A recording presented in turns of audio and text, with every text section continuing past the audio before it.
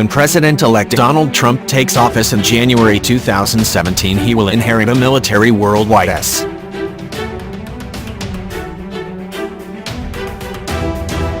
There's the ongoing wars in Afghanistan, Iraq and Syria with U.S. troops on the ground.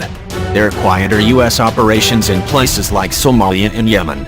On top of that, the U.S. military continues to guard the demilitarized zone separating North and South Korea, patrol the vast expanse of the Pacific Ocean, man outposts in Europe and much more. During his election campaign and after his victory in November 2016, the president-elect promised to increase the size of the U.S. military to meet commitments, as well as invest lavishly on new weapon systems.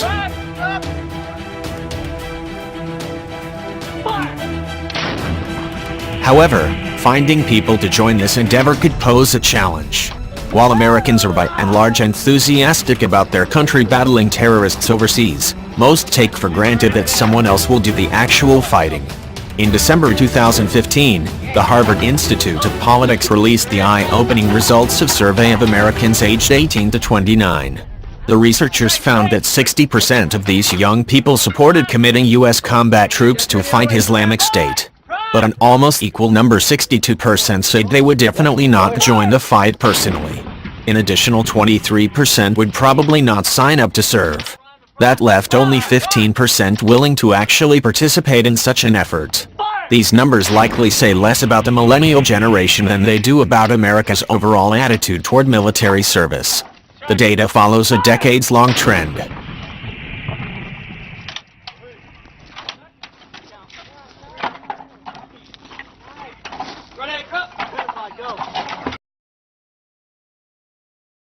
The all-volunteer force has been the norm since President Richard Nixon ended the draft near the end of the Vietnam War.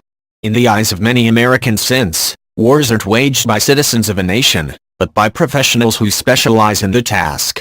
That's a huge part of why intergenerational military families have increasingly borne the burden of waging America's wars. However, according to the 2016 iteration of an annual survey by Blue Star Families, 57% of active-duty families polled now say they wouldn't recommend a military career for their children.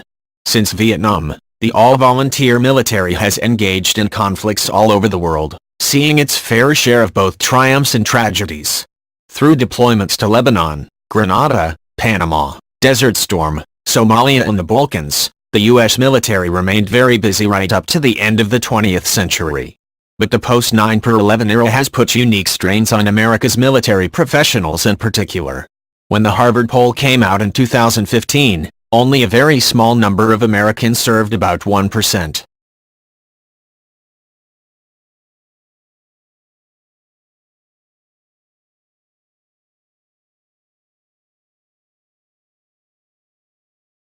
Under the administrations of Presidents George W. Bush and Barack Obama, U.S. troops have fought in Iraq and Afghanistan as well as participated in operations in Pakistan, the Philippines, Somalia, Yemen, Libya, the Democratic Republic of Congo, Nigeria, and others.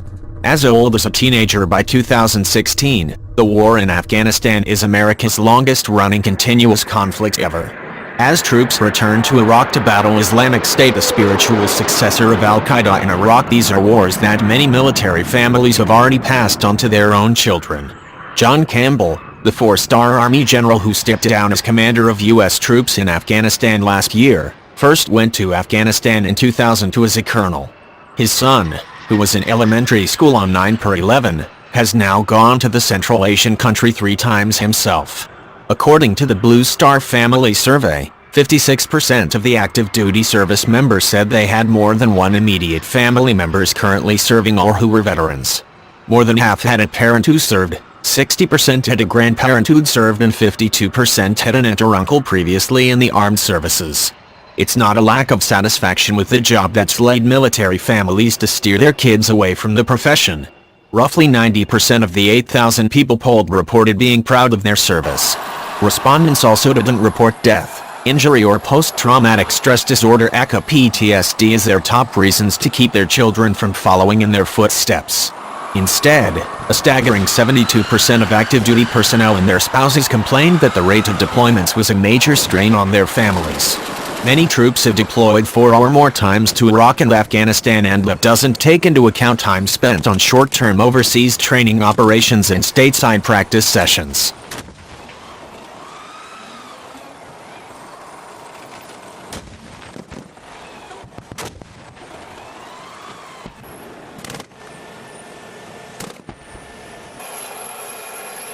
Among active duty and military spouses who indicated they planned to leave service in the next 2 years, deployment was the top stressor for both groups, with 83% and 85%, respectively, the report noted. There's also the problem of isolation many military families feel from larger American society. When soldiers leave the military, they often struggle to rejoin the society that has eagerly sent them to conflict zones. Americans, despite their tendency to outwardly display pro-military and pro-veteran sentiments, often struggle to relate with their warrior class. For instance, many employers, while expressing appreciation for veterans, simultaneously admit they're hesitant to actually hire them. Many cite PTSD and a fear of incidents in the workplace. When it comes to service members in the National Guard or the various service reserves, managers are hesitant to bring on employees that could be deployed on short notice. So, many veterans would rather send their kids to college or trade school to prepare themselves for careers outside the services. But there is one type of employer that still enthusiastically reaches out to veterans: military contractors. Many of these companies aggressively reach out to veterans with various backgrounds.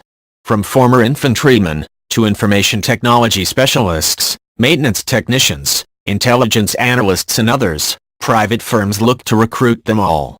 They then send the veterans right back into the field to help train local forces and augment American or other foreign military operations. Many veterans take these jobs reluctantly. But the promise of good pay and employment from an employer that recognizes and values their skills can seal the deal. According to data compiled by the Congressional Research Service, during the first few months of 2016 there were nearly 29,000 defense contractors still in Afghanistan. At the same time, there were fewer than 9,000 U.S. troops stationed across the country. Despite the Obama administration's drawdown and celebratory touting of the official end of combat operations, the U.S. footprint remains sizable. Contractors outnumber troops 3 to 1. Regardless of who might decide to serve or how, it's still not entirely clear which military commitments the president-elect will continue or which new ones he might seek out. No candidate discussed Afghanistan much during the campaign, and Trump was no exception. Whether he intends to continue his predecessor's pivot to the Pacific is unknown. He's been critical of the U.S. military's relationships with South Korea and Japan. However, Trump's December 2016 phone call to Taiwan sent diplomatic shockwaves across Asia and elevated tensions with China. He wants a closer relationship with Russia and is skeptical of NATO. That's caused unease in several Eastern European countries bordering Russia, particularly Ukraine. Trump has said he wants to take a tough stance against Iran and has championed cooperation with the Assad regime in Syria to fight terrorists. The Syrian regime relies on the Iranian Quds Force and relies heavily on the group's commander Qasem Soleimani to manage the ground war against opposition forces. Trump's Secretary of Defense, James Chaos Mattis, is a retired U.S. Marine Corps general and former NATO Supreme Allied Commander who has vocally supported the European alliance. At U.S. Central Command, Mattis worked to build strong alliances with Arab nations such as Jordan and the United Arab Emirates. The well-respected officer distrusts the regimes in both Iran and Syria. Mattis argued in 2013 that without Iranian assistance to the regime in Damascus, the Syrian opposition would have ousted Assad. The potential appointment of Mattis, a highly regarded commander, has seemingly already improved morale throughout the U.S. military. Though known to have conservative leanings, he's a nonpartisan figure popular with troops, diplomats and lawmakers alike. With this experience in hand, the general teamed up with historian Dr. Corey Sheikh to edit a collection of essays about the civil-military divide. It's not clear how Mattis and Trump will work together. The tycoon-turned-politician has said that Mattis already made him rethink his stance on torture. Whatever the plan may be, the world of 2017 will have no shortage of wars. It remains to be seen which of these wars the next administration might choose to engage in and who will fight them.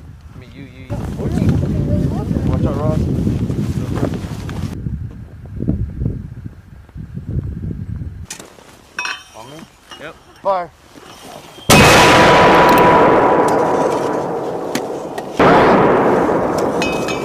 war!